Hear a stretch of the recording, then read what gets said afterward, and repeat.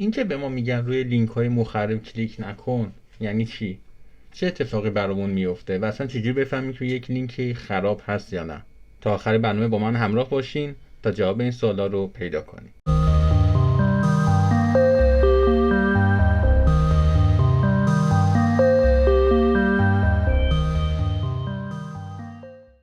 دوستان عزیز سلام، خیلی خوش اومدین به کانال گارد ویژه. با قسمتی در خدمتتون هستم.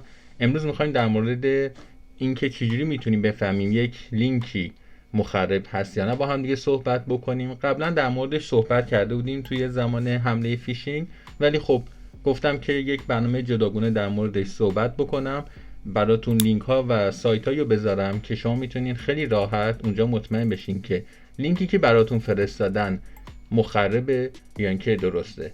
اما قبل از هر چیز بیایم با هم دیگه ببینیم که اگر ما یک لینکی رو روش کلیک بکنیم چه اتفاقاتی میتونه برامون بیفته. پس اینجا باید بریم سراغ کامپیوتر. آره، همونطور که دارین تو تصویر ملاحظه میکنید، ما اگر روی یک لینک مخربی کلیک بکنیم ممکنه که رنسامور وارد کامپیوترمون بشه، اسپای بشه، یعنی جاسوسیمون رو بکنه از طریق وبکم کامپیوترمون. ممکنه که یک سری تبلیغات هرزنامه یا سری تبلیغات بی خود بدون که ما نیاز داشته باشیم وارد کامپیوترمون بشه که هی پاپ آپ برامون باز بکنه، تبدیل بشیم به یک باتنت برای یک هکر دیگه. این اصلاش مهمتره. تروژان روی سیستممون نصب بشه، اینم خیلی میتونه برامون مهم باشه، چون که یک درگاهی رو میتونه یه پورتی میتونه برامون برای هکر باز بکنه که راحت دسترسی داشته باشه به این اطلاعاتمون. و اینکه ویروس ها خیلی راحت وارد کامپیوتر ما بشن و بتونن از اطلاعات ما استفاده بکنن و همینطور خودشون رو به کامپیوترهای دیگه انتقال بدن. اما یکی از مهمترین کارهایی که ما باید انجام بدیم وقتی که متوجه میشیم لینکمون مخرب بوده و یک آنورمالی داره در کامپیوتر و سیستممون شکل میگیره، باید اولین کارمون این باشه که اینترنت رو قطع بکنیم.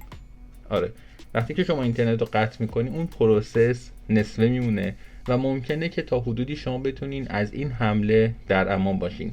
اگر هم که با جفزار باشه، خب همون موقعی که شما لینک رو کلیک میکنید کل دستگاهتون قفل میشه. پس خیلی مهمه که بخوایم اول چک بکنیم لینکی که برامون فرستادن امنه یا نه. اما چه جوری؟ خب من الان چند تا براتون سایت میارم و در قسمت توضیحاتم میذارم. هر موقع شما یک لینک رو دیدین که کسی براتون فرستاد و شک داشتین، به هر حال شما نمیتونی از روی اون URL متوجه بشین، چون خیلی از کاراکترها ممکنه که شبیه هم باشن. به خاطر همین بهتره که خیلی راحت بسپارین دست گوگل و از همونجا تست بکنه براتون که URL سالم هست یا خیر. بریم سراغ کامپیوتر و این چند تا سایت رو با هم دیگه ببینیم. من برای اینکه بخوایم یه فرهنگ‌سازی ریزی هم کرده باشیم از سایت کتابراه دارم استفاده میکنم. سایت معتبری هست، خودم هم از کتاباش استفاده کردم، برای همین گفتم فقط برای اینکه شما بدونین چجوری تست میشه کرد بهتون نشون بدم. خب اولین سایت همونطوری که بهتون گفتم گوگل هست، ترانسپرنسی ریپورت، و اینجا شما URLتون رو وارد میکنید و خیلی راحت بهتون جوابو میده. بریم سراغ سایت بعدی، مال نورتون هست، معتبر اینم. بعد از گوگل میتونید از نورتون استفاده کنید و اگر اینجا توجه کرده باشیم من بر اساس اون اولویت ها و اون یه جوری میشه گفتش که سایت های درست حسابی رو جدا کردم. حالا به اون دوتای آخری میرسیم متوجه میشین که منظورم چیه. اینجا هم دوباره همون رو سرچ میکنیم و خیلی راحت به شما آنالیزش رو میده.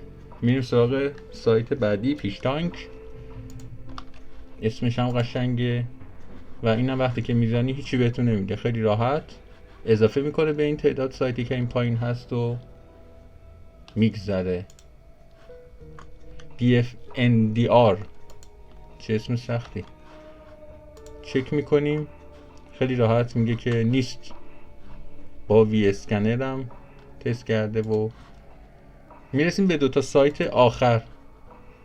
این یه مقدار شیش میزنه.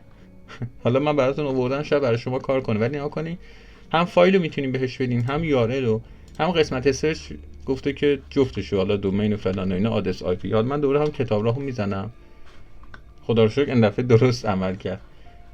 میاد قشنگ همه چیزایی که مد نظر شما هست و چک میکنه و میگه که اینا هیچ کدوم پیدا نکردن مشکلی که توی این سایت باشه. و اما سایت آخر، اینم خیلی جالب، وقتی که سرچ میکنی یک سری اطلاعات بهت میده، سرور و لوکیشن رو زده ولی هیچ پرچم هیچ ربطی نداره به اون کشور. بعد جفت اینم اطلاعات زده و اینکه اومده گفته که آقا سرچ انجین من چیه، من با اینا با هم کار میکنم، دکتر وب و دیتابیس و هر چیزی که شما فکرشو بکنین این تو خود وبسایت و دیتابیس گذاشته و با همشون چک میکنه که مبادا یکی از سایت ها مشکل داشته باشه. در حقیقت این 6 تا سایت خیلی میتونن به شما کمک بکنن که پیدا بکنین که سایتی که بهتون رسیده معتبر هست یا خیر، امن هست یا خیر. و پیشنهاد میکنم که در درجه اول از گوگل و بعد از سیف وب استفاده بکنید که از آنتی ویروس نورتون داره استفاده میکنه و یه جوری میشه گفت ساپورت میگیره. اینطوری خیلی راحت متوجه میشین که لینکی که دارم بهتون میدن چه داستانی پشتش هست.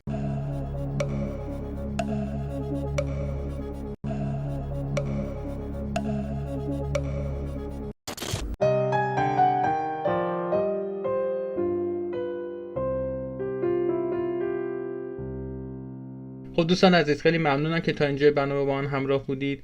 نمیخوام طول این ویدیو زیاد باشه چون که پروسس هکینگ و فیشینگ چی هست و قبلا با هم دیگه صحبت کردیم. فقط خواستم چند تا سایت رو به صورت جداگانه در این ویدیو معرفی بکنم که هر موقع شما مشکلی داشتیم بیاین سراغ این ویدیو و در قسمت توضیحات این سایت ها رو پیدا بکنید و برید تست بکنید و خیالتون راحت باشه که لینکی که گرفتید امن هست یا خیر.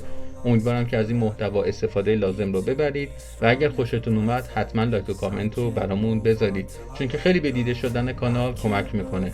و چک کنید که هنوز کانال رو سابسکرایب دارید یا نه. مراقب خودتون باشین. برنامه بعد میبینمتون. خدا نگهدار.